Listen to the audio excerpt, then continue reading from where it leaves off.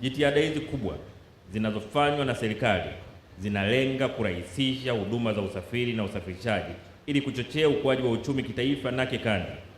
Hii inatokana na fursa za faida ya kijiografia za nchi yetu ambayo ni lango kuu la biashara la nchi zaidi ya 8 zilizopo kusini, mashariki, kati ya bara la Afrika na kiunganishi cha bara letu na nchi za Mashariki ya Kati na mbali.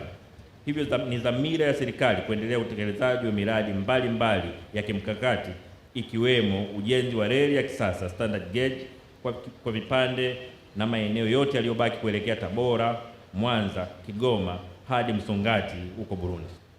Pili, uboreshaji wa bandari ya Dar es Salaam gati namba 12 mpaka 15 na bandari nyingine za kimkakati za Tanga, Mtwara, Kisiwa Mgao, Mbamba Bay, Kigoma na Bagamoyo. Tatu, uboreshaji wa reli ya mamlaka ya reli Tanzania na Zambia TAZARA kutoka Kapirimposhi hadi Dar es Salaam.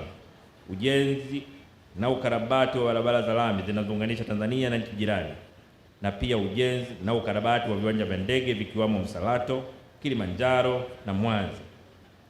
Lakini pia ujenzi na ukarabati wa meli katika maziwa makuu na ununuzi wa ndege mpya 6 za kisasa za kampuni ya ndege Tanzania ATCL.